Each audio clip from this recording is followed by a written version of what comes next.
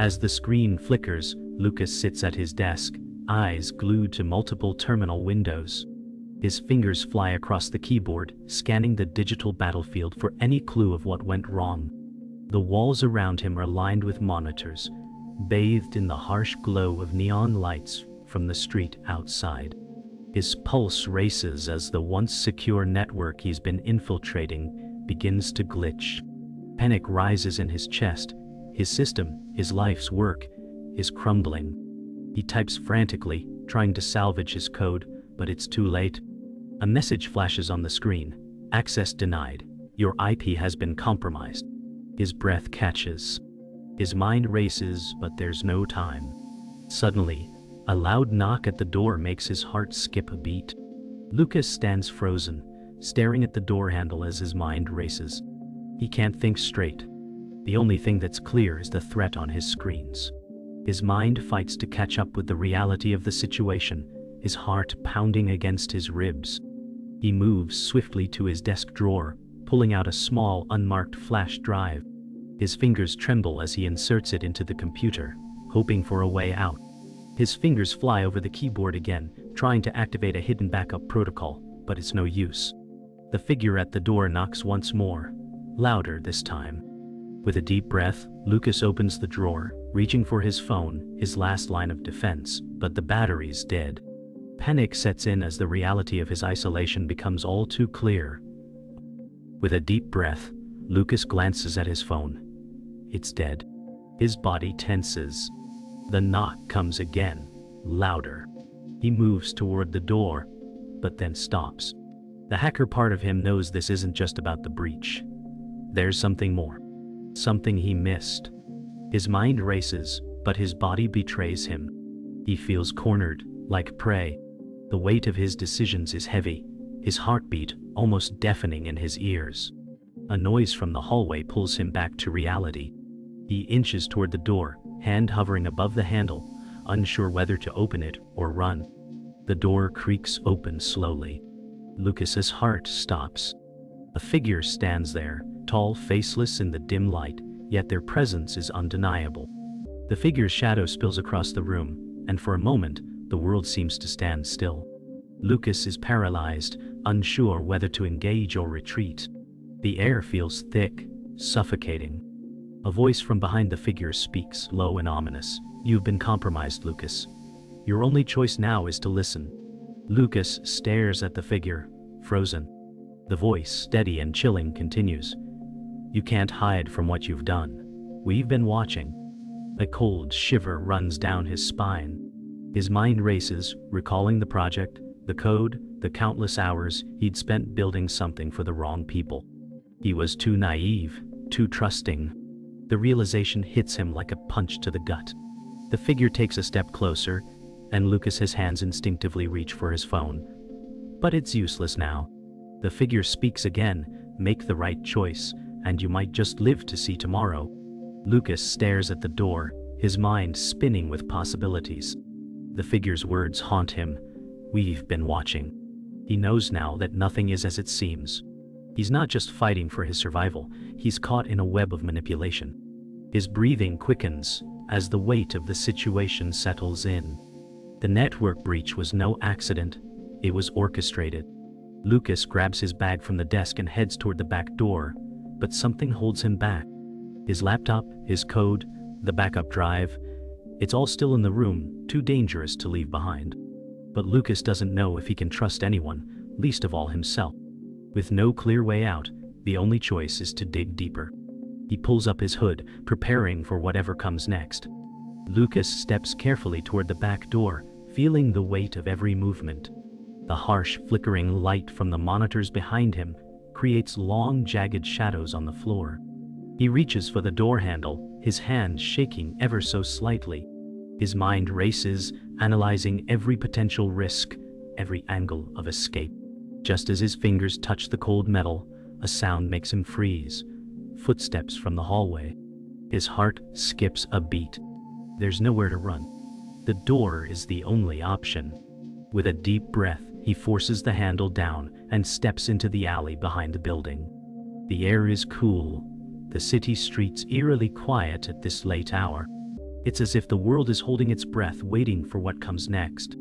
The cold air hits him as Lucas steps into the alley, and for a moment he feels the rush of freedom. But it's short-lived.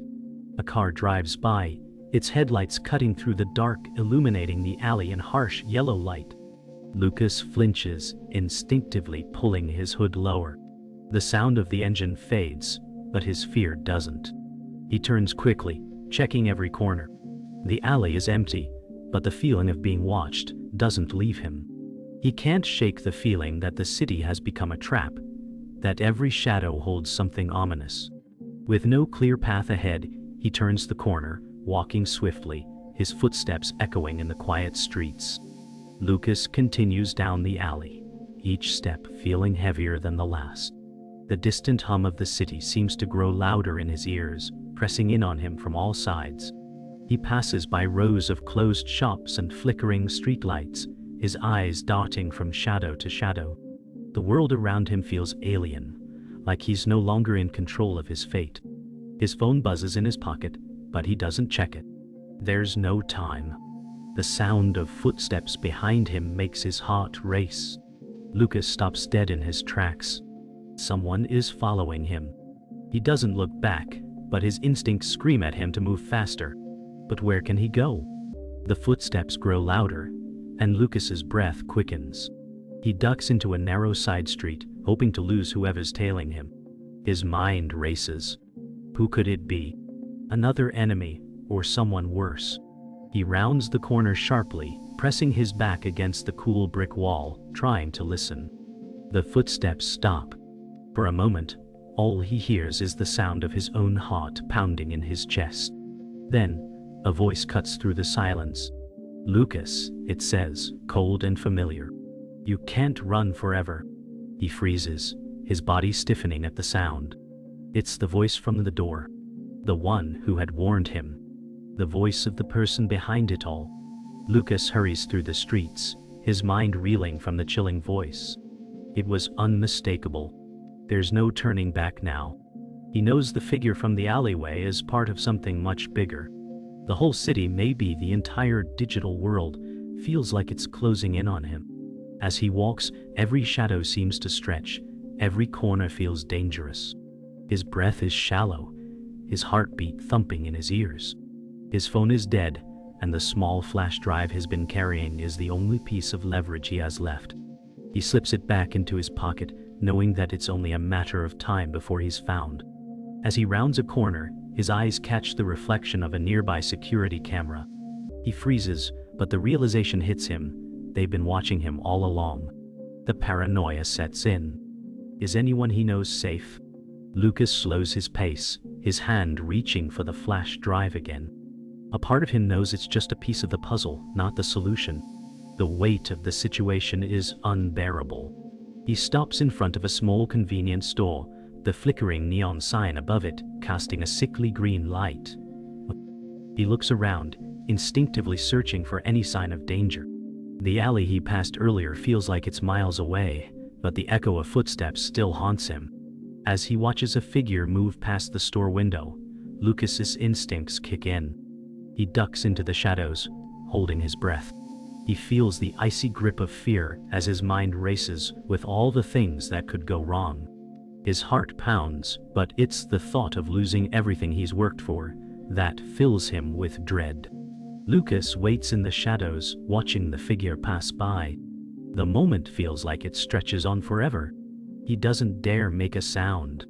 When the coast is clear, he emerges from his hiding spot and looks around again. This isn't the world he knew anymore. Every familiar corner feels like a trap. He feels the sting of his isolation, the crushing weight of being alone. There's no one left to trust. The flash drive in his pocket feels like a ticking time bomb.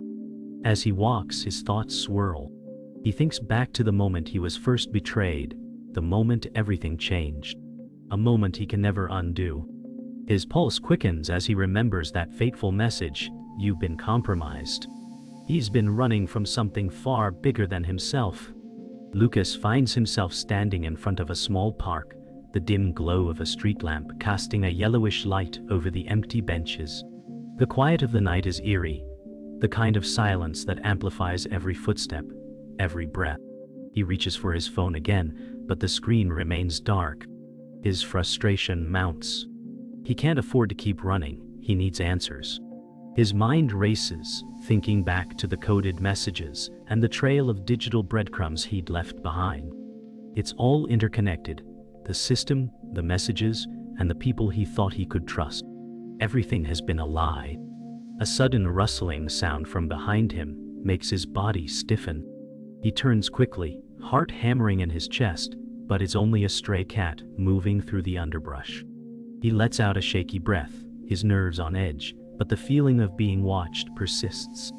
Lucas begins to walk again, the urgency in his steps growing. The feeling of being followed is becoming unbearable.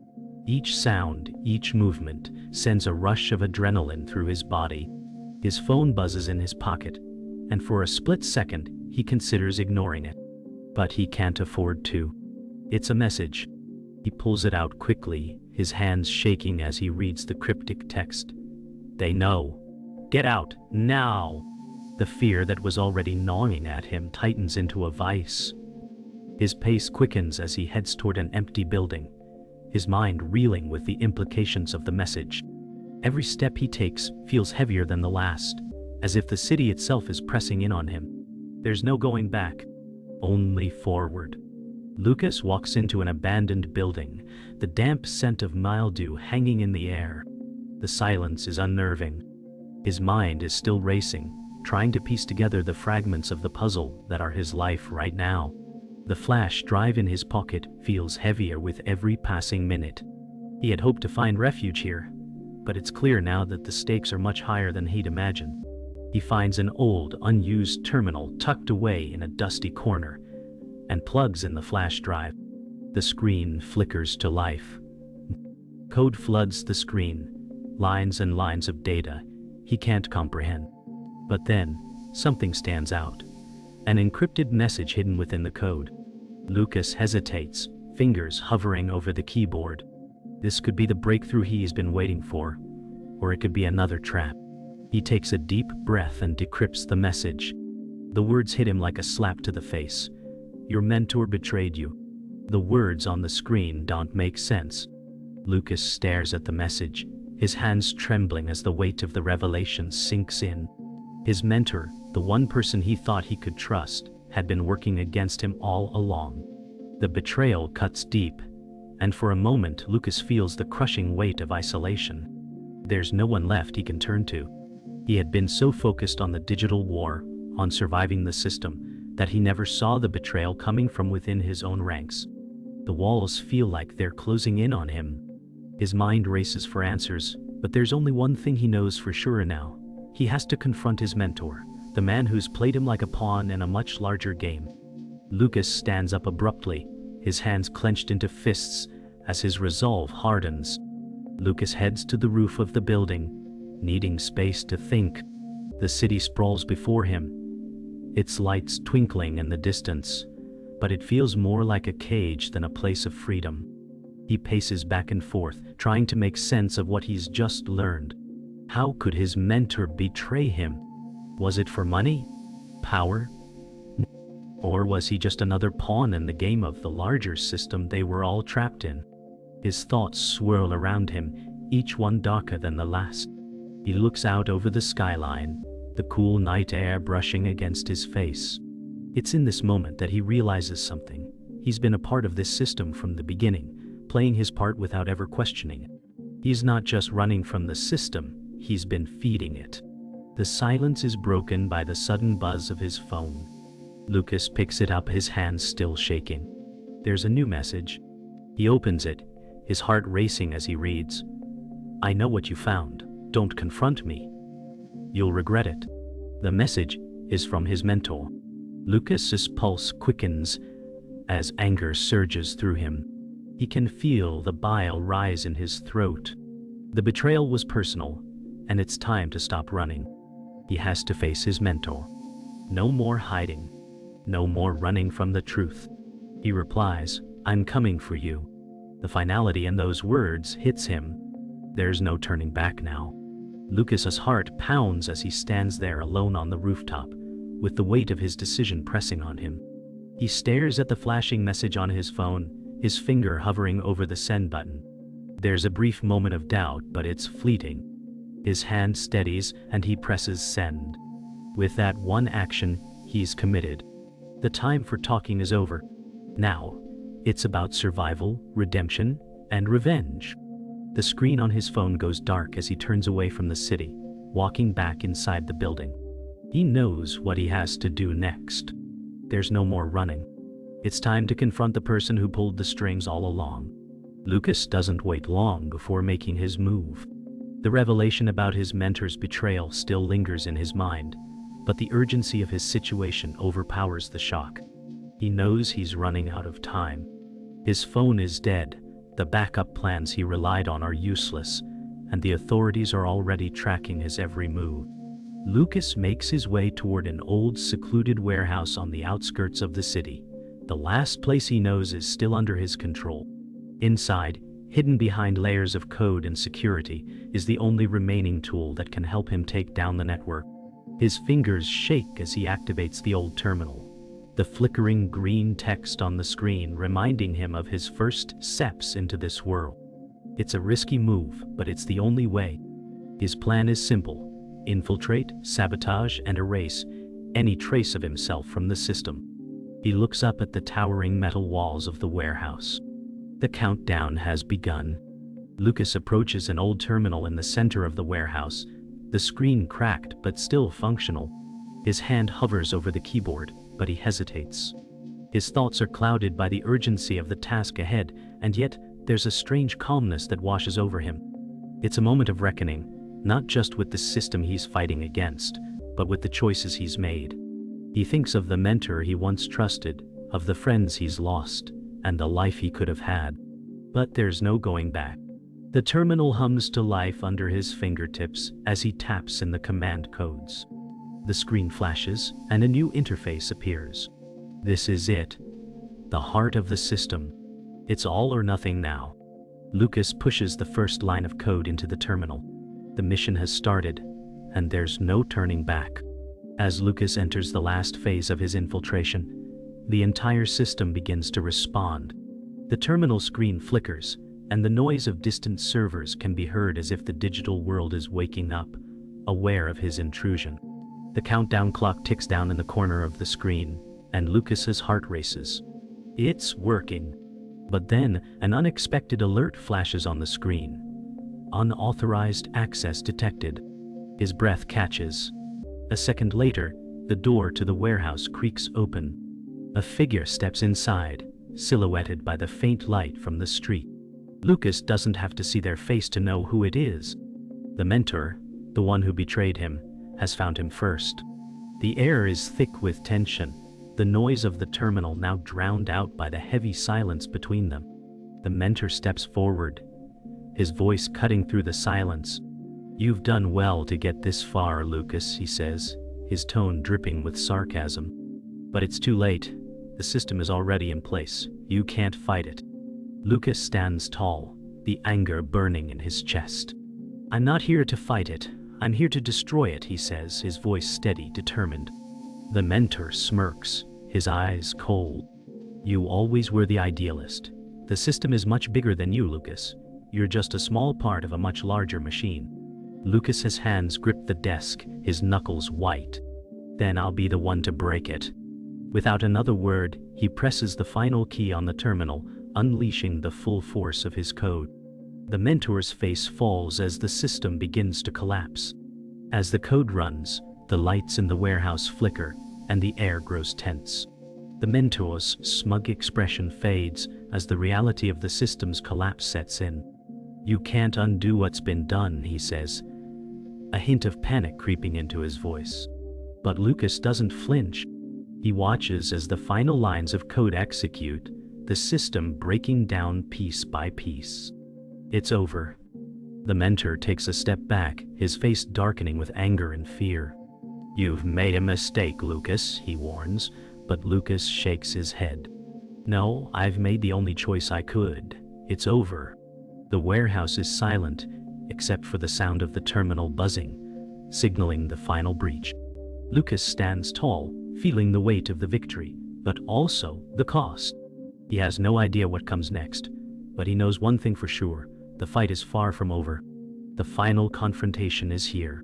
Lucas's fingers hover over the keyboard, his body tense with the weight of what's about to happen. He's been prepared for this moment, but the reality of facing his mentor in person is overwhelming. The warehouse, once a place of refuge, now feels like a battlefield. The cold metal walls, the flickering lights, and the sound of the terminal humming in the background all serve as a reminder of the stakes. His mentor, standing across from him, watches with a calculating gaze. "You think you can take down everything I've built?" The mentor sneers, his voice dripping with disdain. But Lucas is no longer the unsure, naive hacker he once was. "I'm not taking it down," Lucas replies, his voice steady and firm. "I'm freeing it." With a deep breath, Lucas presses the final command. The room is silent except for the buzz of the terminal, waiting for the inevitable crash of the system. The terminal screen flashes as Lucas's command begins to execute. He watches as the first lines of code unravel, systems beginning to fail one by one. But his mentor isn't standing idly by. With a swift motion, he activates a countermeasure, sending a cascade of errors across Lucas' screen. "You've underestimated me, Lucas," the mentor sneers. Lucas's heart races, but he refuses to back down. He types furiously, his fingers moving faster than ever. The tension is unbearable, the stakes higher than they've ever been. Lucas knows this is the moment that will decide everything: his freedom, the fate of the system, and the truth about his mentor's betrayal. He presses another key, and the screen flickers again. For a brief second, the system slows, as if taking a breath. Then it crashes. Everything goes dark. Lucas stands motionless, staring at the terminal, as the reality of what just happened sinks in. The mentor's face falters, his smugness replaced by a flicker of concern. "You've broken the system," the mentor growls. "But it's not over. You've just sealed your fate." Lucas's heart races as the room fills with the sound of distant sirens. He knows the authorities are on their way, and with them comes the reckoning he has been running from all along. But Lucas doesn't flinch. He has nothing left to lose. "It's never been about the system," Lucas says softly, his voice firm with resolve. "It's about freedom." With those words, Lucas walks away from the terminal, leaving the broken system behind. He knows there's still much to do, but for the first time he feels the weight of the chains lifting. The door slams open, and armed agents flood into the warehouse. Lucas hears the sharp commands as they surround him. His body tenses, but he doesn't resist. He stands tall, facing them head-on. The mentor, now flanked by his own group of men, watches from across the room, a look of rage in his eyes. "You think you've won, Lucas," the mentor spits. "You're just another casualty of the system." Lucas doesn't respond. He knows this is only the beginning. The agents step forward, their weapons drawn, but Lucas remains unfazed. He's already made his peace. "Do what you have to," Lucas says, his voice steady. "But I've already won." The agents close in, but Lucas doesn't fear them. He knows the battle has already been fought, and he's the one who's free. As the agents close in, Lucas' mind flashes back to all that led him here: the betrayal, the fight, the long road to this moment. He's no longer the hacker trying to hide or survive. He's the one who's taken control. With the final steps toward his freedom, Lucas hears the distant hum of helicopters overhead, the authorities closing in from every direction. But Lucas doesn't flinch. He steps forward, his hands raised, not in surrender, but in acknowledgement of the war he's fought. The system may have won battles, but Lucas has won the war. The agents hesitate, unsure of what to do with him. But Lucas knows the truth: he's already escaped. The system has already been shattered, and his fight is over, for now. The aftermath of the battle settles over the city like a heavy fog. Lucas stands on a rooftop, looking out over the skyline. The lights of the city flicker below, but they seem dimmer now, less vibrant. The system that once controlled everything has collapsed. He can feel the weight of the victory, but it's bittersweet. The mentor is gone, the agents have retreated, but the scars remain.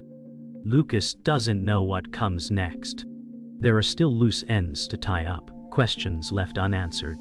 But for now, he allows himself a moment of peace. The city, once a cage, now feels like a place of possibility. He's no longer a pawn in someone else's game. He's the one who decides his fate. The cool breeze brushes against his face as he exhales slowly, embracing the freedom he fought so hard to achieve.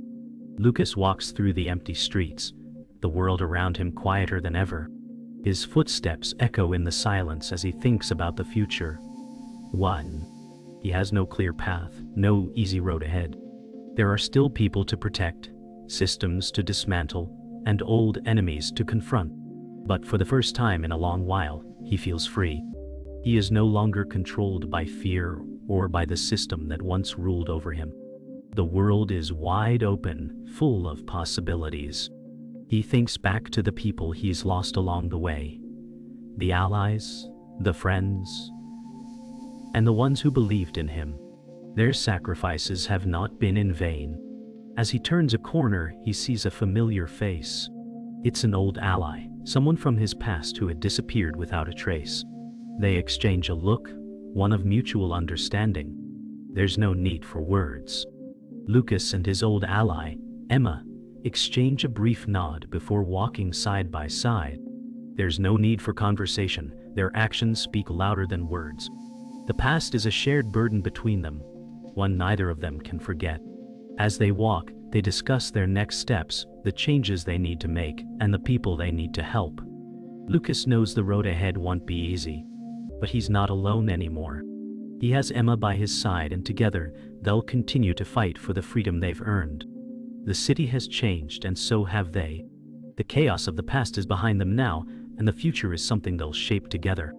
It's not the end, but it's a beginning, one they'll face with determination and hope.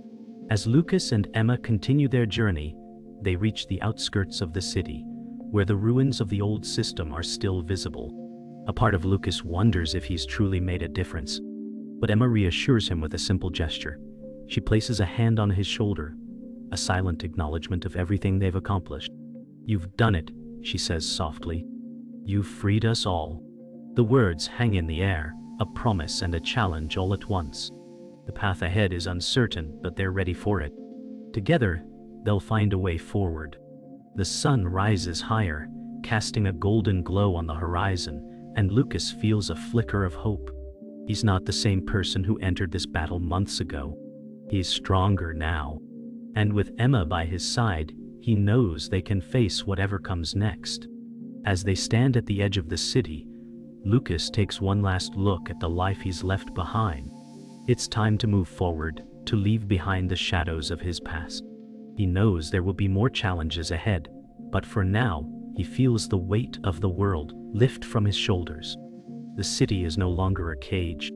It's a place of possibility. With Emma at his side, he's ready for whatever comes next. Together, they'll reshape their future. As they walk toward the horizon, Lucas takes a deep breath, feeling the wind on his face, and for the first time in a long time, he feels alive.